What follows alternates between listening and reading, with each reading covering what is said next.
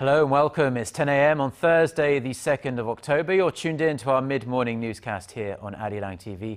I'm Mark Broome. It's great to have you with us. Let's take a look at what's making today's headlines.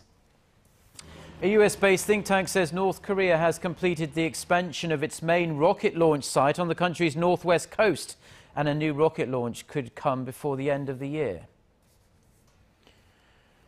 Pro-democracy protesters in Hong Kong say they are prepared to occupy government buildings if the city-state's leader does not step down by this Thursday.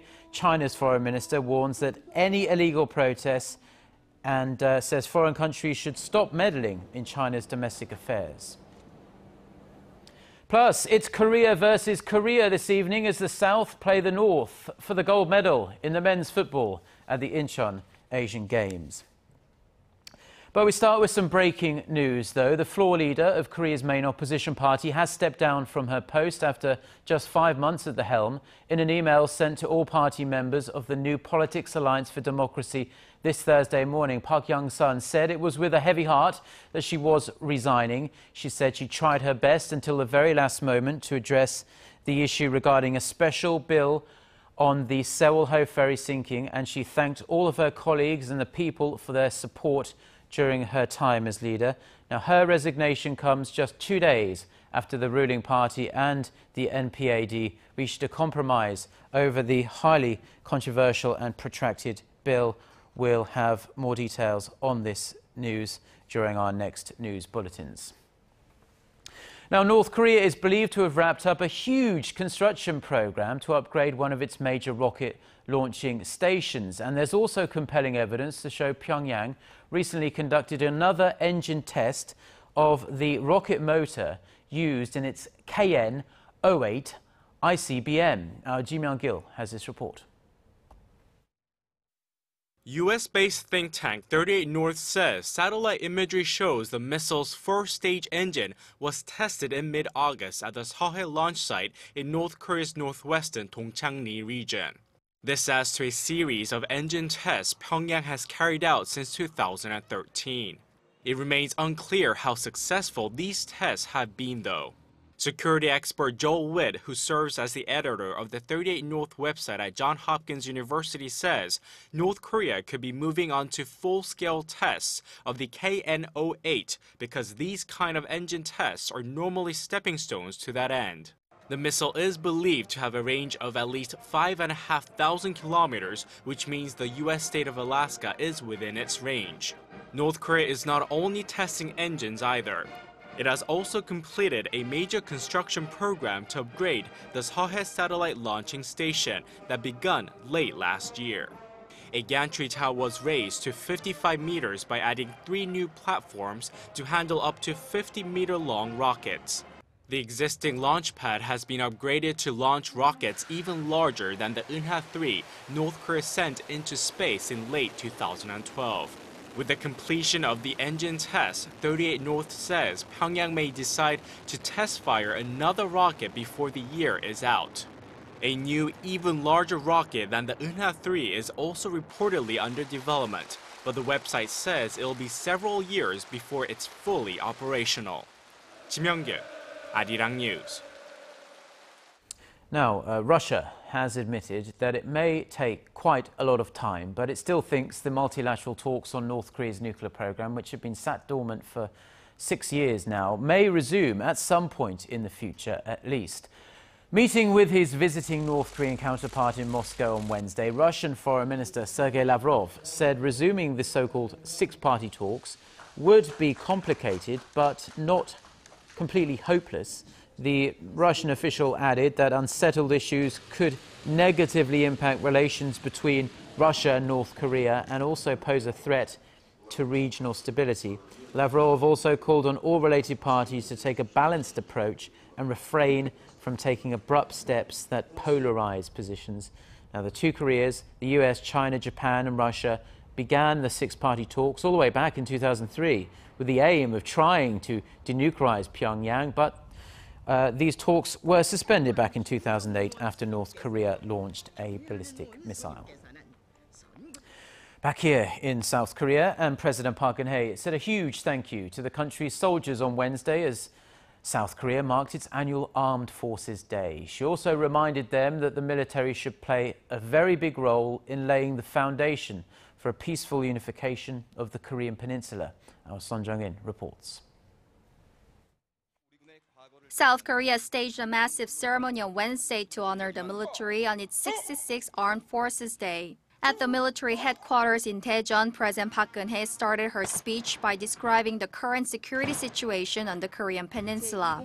She said the North had been raising tensions in the region while pursuing the development of its nuclear weapon and missile programs.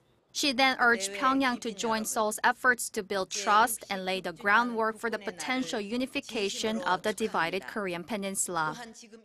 북한은 핵이 남북관계 발전에 가장 큰 걸림돌임을 직시하고 하루속히 핵을 포기하고 국제사회에 책임 있는 일원이 되어야 합니다. President Park also said the North's human rights violations should be addressed, an issue she placed emphasis on recently at the UN General Assembly. She added that this must start with South Korea's military, which should lead as a role model of human rights. She also urged the military to look inward, referring to a series of deaths blamed on bullying, harassment, and assaults of junior enlisted soldiers by their seniors in barracks. 이제 우리 군은 과거의 잘못된 관행과 적폐를 바로잡아서 새로운 정의의 강군으로 거듭나야 합니다. President Park stressed that love and trust of the people is important for making a strong military and promised to do her utmost to improve the welfare of soldiers and their service environment. Son Jung-in, Arirang News. Now turning to the prospects of a meeting between President Park Geun-hye and Japanese Prime Minister Shinzo Abe. Korea's foreign minister invoked some weather terms to describe the probability of the leaders holding their first one-on-one meeting. He said it was cloudy with a chance for sun, but only if Tokyo sincerely admits to and atones for its historical wrongdoings against Korea. Hwang Sang-hee reports. The forecast for a summit between President Park Geun-hye and Japanese Prime Minister Shinzo Abe this year is cloudy. In an interview with Korean radio station CBS on Wednesday, Foreign Minister Yoon Byung-se said a show of Japanese sincerity over historical issues remains a precondition to summit talks. He added that resolving the urgent issue of Japan's wartime sexual enslavement of Korean women would be a good place to start.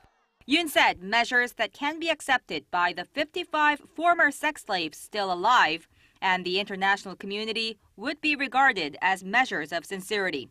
His remarks follow a string of meetings between the two countries this month. Yoon held private talks with Japanese ambassador to Korea, Goro Betcho, for the first time, while President Park welcomed former Japanese Prime Minister Yoshiro Mori, who brought a personal letter from Abe.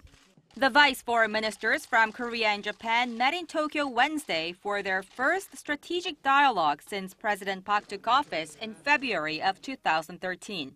The frequent diplomatic exchanges raised speculation that the two neighbors were preparing for what would be the first summit between their leaders, with November's APEC summit in Beijing as the likely stage.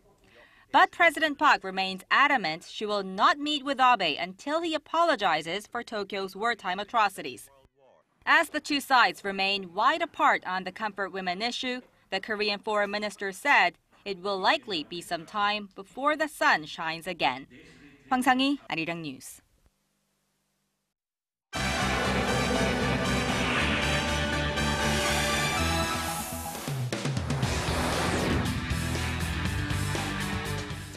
Now, pressure is mounting and patience is thinning rapidly over the pro-democracy demonstrations taking place in Hong Kong.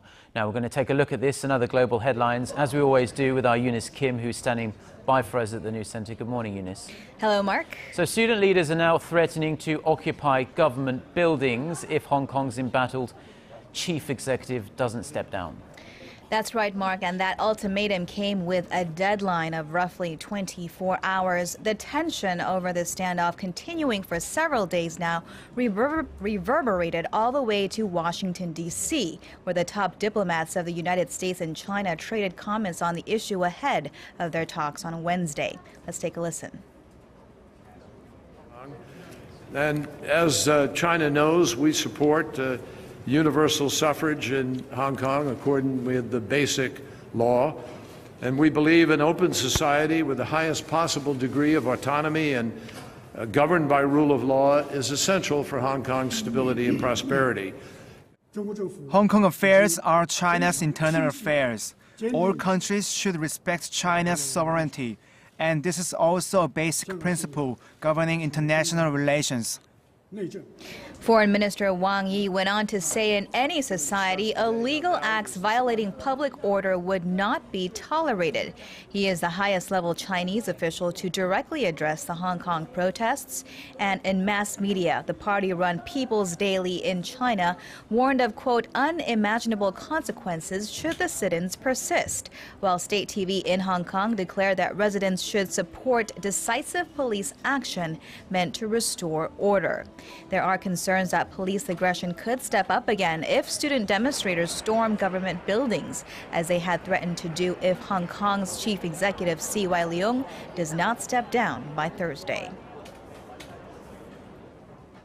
The volcanic eruption of Japan's Mount Ontake has now claimed the deadliest toll in 90 years.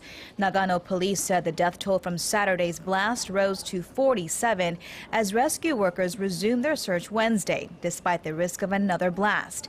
Some 1,000 troops, police and firefighters wore surgical masks and carried toxicity measuring devices as they canvassed the volcano amid ash and gas spewing from the crater.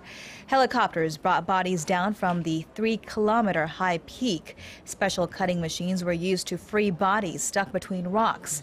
Others were found buried in ash.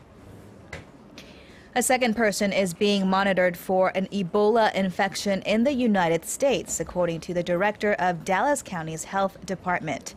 This after officials confirmed America's first Ebola diagnosis yesterday, identified as Thomas Eric Duncan. New details reveal the man who showed no symptoms when flying from Liberia late last month fell ill a few days after and checked into a local hospital. And despite informing hospital staff he had been in West Africa, he was sent home with antibiotics and wasn't placed under isolation until he was checked into the ER 2 days later. A team of federal health officials are now tracking people who came in contact with Duncan during the days he showed symptoms, which is when Ebola becomes contagious. And airstrikes continue on Islamic State militants fighting Kurdish fighters around the northern Syrian border town of Kobani. Activists on the ground said at least 10 people were killed overnight as jihadists closed in to within 2 to 3 kilometers of the town. The persisting struggle comes as Turkey is signaling a possible deployment of troops into Syria or Iraq. Its government sent a proposal to parliament that would broaden powers to allow military action against terrorist groups in that region. Said that a team of South Korea. Get connected to Korea and the world. Join us every weekday for the latest developments out of Korea, Asia, and beyond. On air, on your mobile, and online, we lead the way every day. ARIRANG News. To try and resolve the crisis in Ukraine, the European Union also offers 15 billion euros. Now, this next item might not be for everyone, but for the more adventurous of us. There's a festival running in Korea's central Chungcheongnam-do province that gives regular folk like us the chance to experience what it's like to be a soldier in the South Korean military. Our Kim Yeon-bin reports.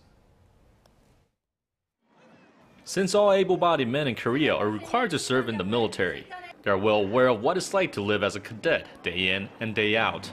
But that leaves a large segment of the population, women and children included, that don't have a good idea of what goes on inside and out of the barracks. To enhance understanding, the Army headquarters opened the 12th Ground Forces Festival in Kaesong City this week under the theme, An Army That Connects with the People. The Ground Forces Festival is the country's largest military fair. It offers visitors the chance to see, hear, and experience all aspects of the Army. There are 51 events people can take part in. From attack helicopters to heavy artillery, there's much to see. But unlike other exhibitions or events, visitors have full access. One of the most popular sections is a shooting range, where people can fire off a real rifle using blank rounds.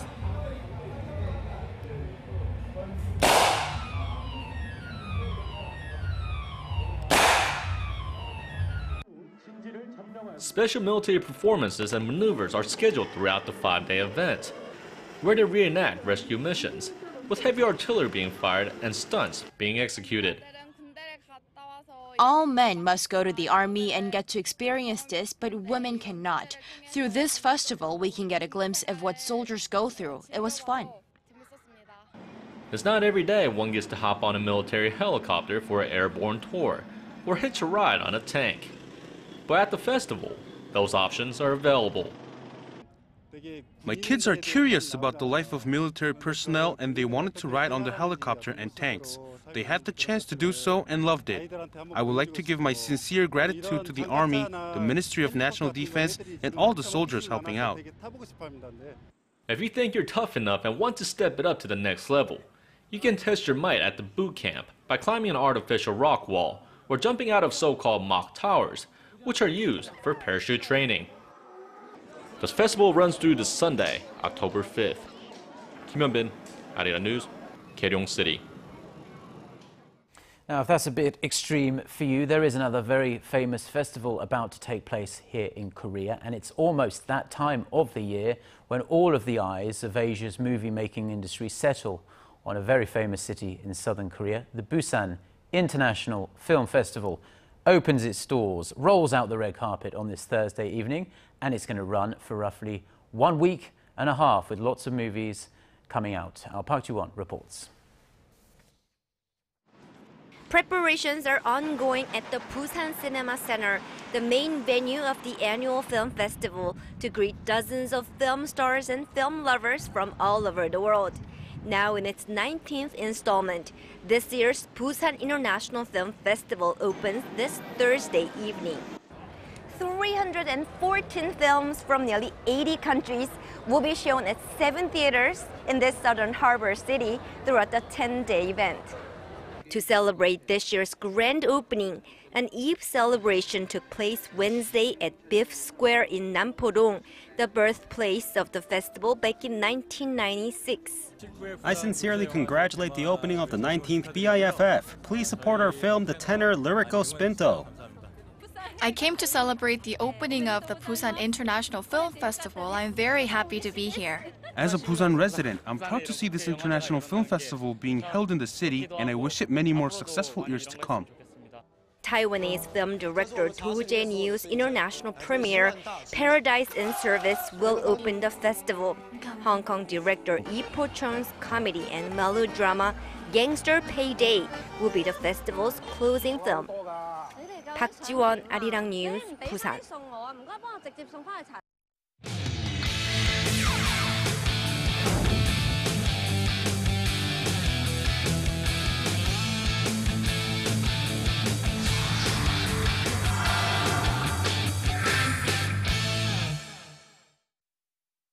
And a good Thursday morning to you all as we continue on with our 2014 Incheon Asian Games coverage, starting off with some notable gold medal finishes, one of which was the South Korean women's handball team and their first gold medal in 8 years.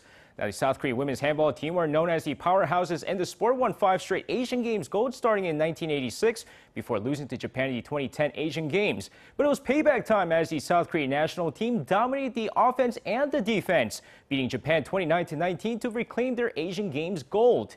Meanwhile, over in the women's hockey final, the South Korean women's team finally claimed their first Asian Games gold in 16 years as Kim Da-rae scores the lone goal in the third quarter as they defeat China 1-0.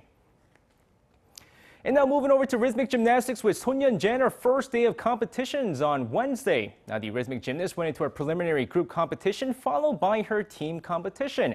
Now, first off, over on the team competition, the team of Sonyeonjae, Lee Dae, Kim Yoon-hee, and Lee Na-kyung were able to score a combined 164.046 points from the 4 apparatus routines to finish second behind Uzbekistan for their first silver medal finish.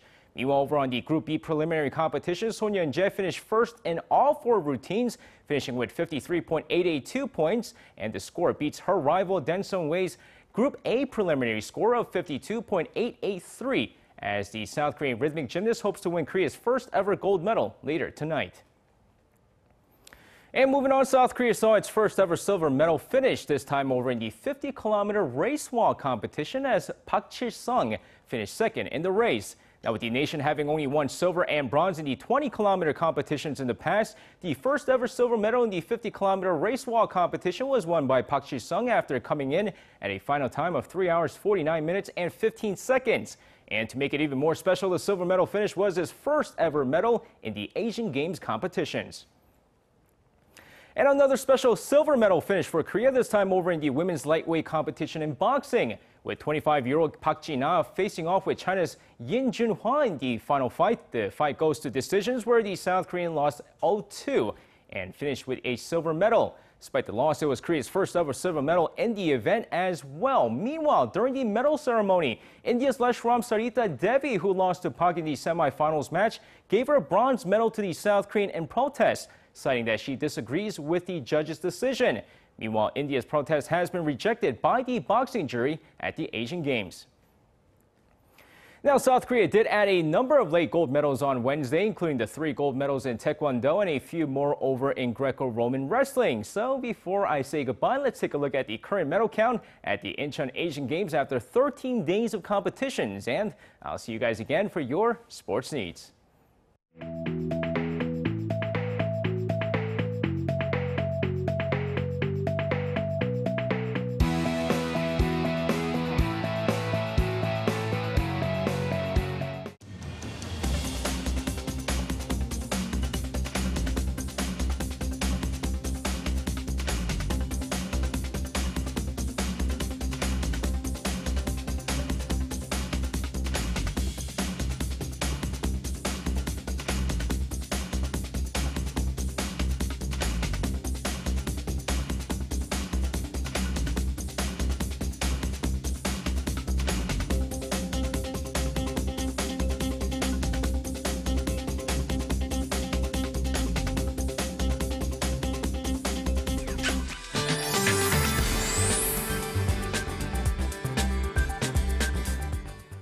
We had sudden passing showers in Seoul in the early hours, and as we can see, rain clouds are getting closer to the peninsula. So about 5 to 30 millimeters of showers are expected around the nation.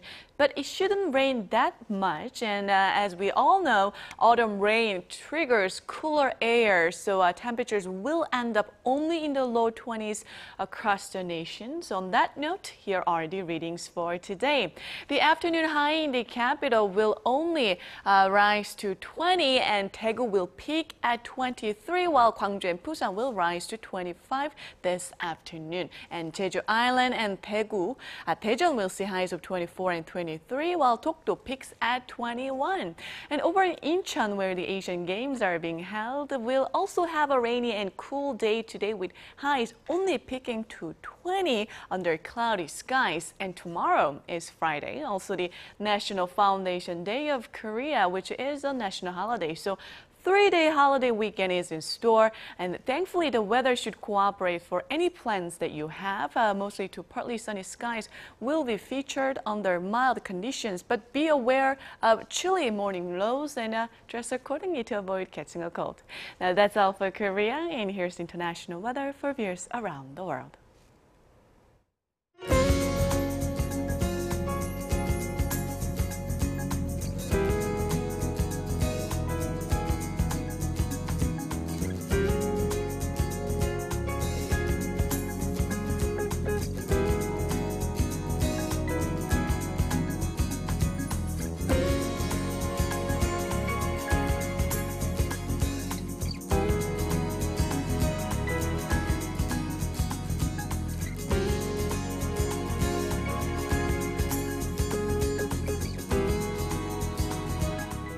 Well, that's going to do it from us for now, at least. Korea Today is coming up at the top of the hour. Have a fabulous day. Thanks for watching, and we'll be back at 12 noon Korea time. Goodbye.